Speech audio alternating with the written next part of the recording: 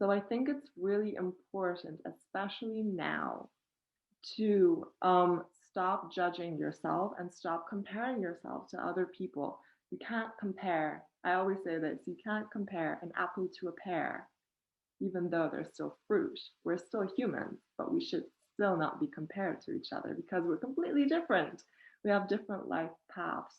Hi, guys, and welcome back to my YouTube channel. My name is Ieva. I'm a manifestation and mindset coach, and I'm so excited for today because today we have Simmy from Simmy Secrets on here. Simmy is a life coach and an amazing YouTuber, and she also has a beautiful online crystal shop. So I got a bunch of questions from my audience on Instagram and from Facebook asking about mental health and self-love and stuff like that. And we decided to make a video on it. There are going to be two videos. This is the second video, so I'm super excited about that. So yeah, without further ado, I'd say we jump straight into the videos. And sorry guys, I'm looking at my phone the whole time because the questions are on here. So the first question that we have is, and I'm going to keep everyone anonymous. I'm just going to read out the question, and that is, hello, Ieva. How can I stop getting overwhelmed by all the news and negativity around Corona? I feel like it's really dragging me down, and I feel very anxious. I feel like I need to be up to date with everything in the world, but it's really bringing me down. Do you have any tips? So, um, first things first, there is so much going on and there's so much on the news. And I think it's very important to only watch as much as we are capable of watching. Because when we're going to get into this negative spiral, it's going to be very difficult and draining. So I don't think that you should feel like she mentioned it keeps dragging her down and stuff like that, and she feels bad for not watching the news all the time and keeping up to date. I don't think you should feel that way at all. We're all human, and only watch as much as you're capable of watching. What do you think, Simi? Yeah, no, I totally agree. I can really resonate with it because a lot of people during this time, they're really suffering. And if you look at the news, it is literally programming you to feel a certain way, which is why, guys, it's called a TV program. And on top of that, it tells a lot of lies to your vision, which is why it's called a television. So it's all about focusing on, how do I feel when I watch that specific program, when I'm watching the news, or even when you're on social media? You need to really focus on, being in a place where you feel high vibe, energetic, and really focus on that feeling and harness it, especially during this time.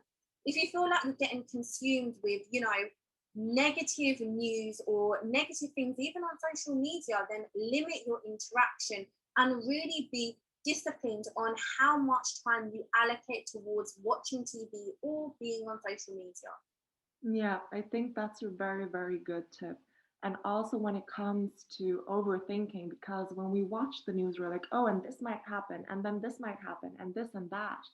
And it's very draining. And so I think it's very important to kind of catch ourselves when we do that and bring ourselves back into reality, into the now, because the now is what we have.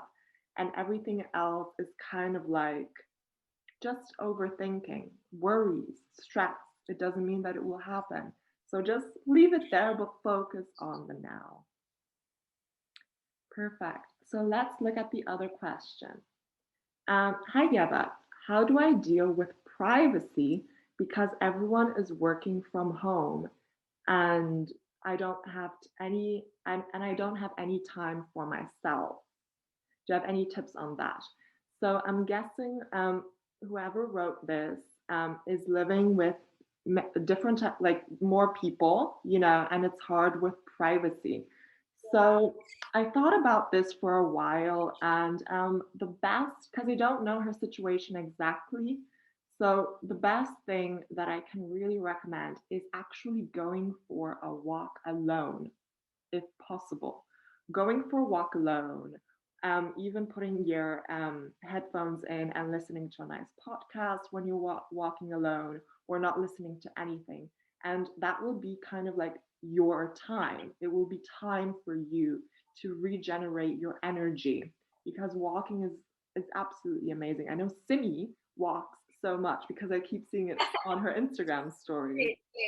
I'm going on an hour walk every single day. And this is the exact reason why, guys, because you know what? It can be very overwhelming when you're at home and you're seeing the same people, even though you love them, but you're seeing the same people every single day. It can be frustrating. You know, you can't see your friends, you can't even see work colleagues, you can't really do much during this time. Yeah. So I think that tip, which has already been recommended, is so good because going on a walk helps you to reconnect yourself, feel more calm, get rid of any negative emotions, as well as when you do come back and you do, you know, interact with whoever it is that this person lives with at home, you'll come from a more positive place, a more compassionate place, rather than just like snapping at them or feeling, you know, like everyone's on top of you. Um, Having alone time, self-love is absolutely key. And we spoke about this on my channel already as well. Actually practicing it and really focusing on, you know, self-love for your mind, body, and soul is absolutely key. So that's a very good recommendation. And another thing that I can recommend is having a space which you call your own, whether it's literally like a little room, whether it's even just space in your garden, but somewhere where you say, okay, this is my space to go to really, you know, de-stress and focus on myself. And it can even be like a car or somewhere outside. For me in particular in London, I have this nature park I go to, and it's my special place. No one really knows about it. And when people want to know where it is, I don't tell them the location because it's my place to like de-stress by myself, focus on me, and just put on a guided meditation and clear my energy and get a bit of privacy. Yeah, yeah, definitely. Walking is a walk alone. That's also another thing. Go for a walk alone. You know, I know I started walking alone years ago, and at the beginning it was like, oh, I'm gonna go for a walk alone. That's a bit weird, but actually, it's so beneficial when you keep doing it. You're definitely gonna notice a difference. Also, I can really recommend keeping a diary with your feelings, even yeah, just dotting all of your thoughts down, whether they're negative or positive, just the things that you kind of go through in your everyday life. We all kept diaries when we were children, but for some reason we stopped keeping diaries when we became adults. Why is that? We still need that. So guys, start doing that as well. That's also going to help you. And you have your little private book with your thoughts, and it will help you with feeling more private, you know. Yeah, no, 100%. And that's basically a form of journaling, right? And journaling is so effective. It's basically a diary of, you know, how you feel, your thoughts, and things that you actually want to manifest. You can even put that in there. And once again, it will help you to connect to yourself during this time and to feel a little bit less alone. When I feel, you know, like I'm alone or lonely, even, I will go and journal. And it's so effective at reconnecting to yourself and knowing your self-worth and who you really are. Yeah, perfect. So let's see what the next question is. I have trouble overthinking everything. Is there anything simple that I can do to help me feel more at ease? Well, I think Simi mentioned journaling. Journaling is amazing for overthinking, dotting everything down, getting everything out of your system. That is great for overthinking. Um, and also, like we mentioned already, meditation, I think we mentioned that a little bit, and walks. And that can also really help with overthinking and everything like that. And just grabbing your thoughts. Like, this is something that therapists do to people who have problems overthinking. And I used to be one of those. And I remember being sad, Yeva, stop, stop getting into those clouds, stop, bring yourself back, ground yourself. And that's why walking is so effective. You start grounding yourself. And that's how you stay more intact within the present moment, And that will really help you with overthinking. Yeah, no, I 100% agree with that.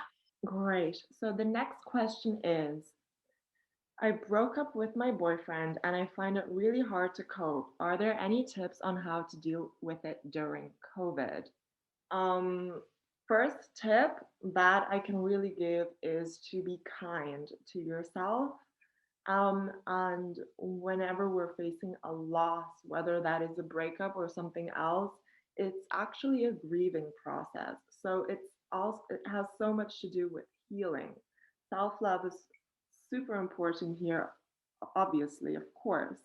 And just really taking time for yourself and starting to love yourself and understanding that you are already full within yourself, you know. And another thing that I want to mention is I did a YouTube video on this before, and it's about the universal law of rhythm, which basically states that we are one with nature.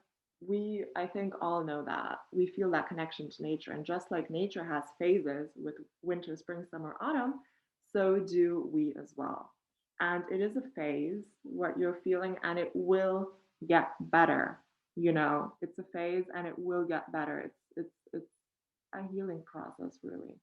And also, feeling gratitude, feeling a lot of gratitude for whatever you do have right now, because you already have so much, and really seeing that in your everyday life, or even keeping a gratitude journal that will help you raise your vibe. Because when you're feeling down after a breakup, it's important to raise your vibe if you're feeling negative or anything like that.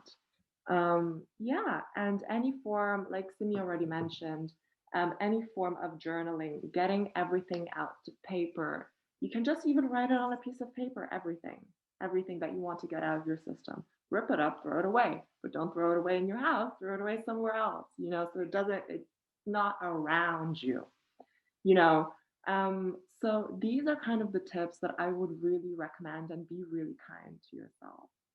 What about you, Simi? How do you? Yeah, no, I really agree with the tips that you've shared, and I think that's a really good starting point for anyone who is dealing with a breakup during this time. It's really tough, and it's even more tough because you're not going out with your friends, you can't distract yourself, you're not going work, you're literally in a sense in a mental prison, and that's what people describe it as, being in lockdown.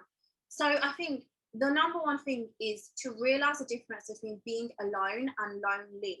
So a lot of us feel as if we're alone, which is basically when you have no one around you, not even one person, and I'm sure you guys have at least one person around you. But feeling lonely is an emotion and it's a temporary feeling.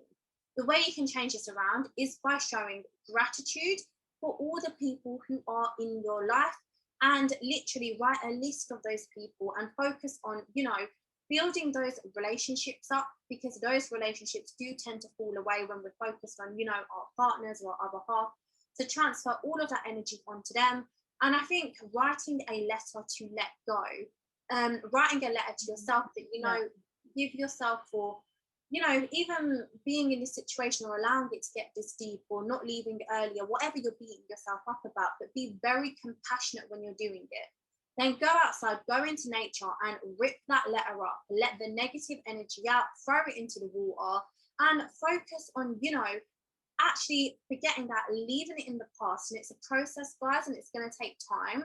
But doing small steps in the right direction will help you to feel more calm and more peaceful. So, guys, the next question is, I find it super hard to stay motivated, and I am being hard on myself for not being productive enough like everyone else. And this comment makes me a little bit sad, because I see these types of comments so often. Oh, I'm not being motivated, I'm not being productive, and so on and so on. And all I can say is it comes from comparing ourselves to other people. We only feel this way because we compare. And that really is the truth. And when we compare ourselves to people at when we are at our lowest and when we compare ourselves to people at their highest, which is what everyone posts on their social media, um, that's when we're not going to feel that good about ourselves anymore, you know, and that's when we start judging ourselves. So I think it's really important, especially now, to stop judging yourself and stop comparing yourself to other people. You can't compare. I always say this, you can't compare an apple to a pear, even though they're still fruit. We're still humans, but we should still not be compared to each other because we're completely different. We have different life paths. So, first of all, don't let that get to you. Um, we are all in different stages in our lives. And when it comes to motivation, it depends on what your kind of your goal is. So what I think is very important is to know your why you're really doing something. And when you know your why, really know your why, your motivation will increase because your desire for having it will increase and your action will follow. Obviously, you should take inspired action, but that's a whole different story. But if you focus on the why, you really get to know the why, your motivation will start getting bigger. And then don't compare yourself, take it one step at a time, and you'll get there because what you desire, you're bound to have. It's just a matter of how will I be attaining this? What do you think, Simi? Yeah, no, I totally agree with what you're saying. And especially with, knowing your why, knowing why you started will naturally motivate you. And I think making this more practical. So actually sitting down and writing down the reasons on, why you want to start a certain passion, why you want to go through with certain thing is very important. Knowing your why will naturally motivate you towards, achieving the goal that you want in your life, and as well as on the judgment side of things. In particular, I feel like a lot of people, if they're using social media, you really judge yourself and you compare yourself, which is what you already mentioned. And I think judging yourself is basically going to really erode your self-esteem, your Yeah, self-confidence, and it's not gonna, you're not gonna love yourself. So once again, focus more on what can I do for self-love? How can I focus on loving who I am at my core? And then that way you won't judge yourself because you will feel whole, complete, and worthy of what you have in your life. And yeah, I think that's about it from me. yeah, amazing, Simi. Thank you so much for being on here today with me. All of her details, guys, are in the description below. Make sure you check it out. And I'm so happy that you joined me today. Thank you so much, guys. Don't forget to like the video, comment below of what you think or if these tips really helped you out. And make sure you subscribe to my YouTube channel if you want to see awesome videos like this. So, yeah, guys, have an awesome week. Lots of love from us. Bye. Hi guys, thank you for watching.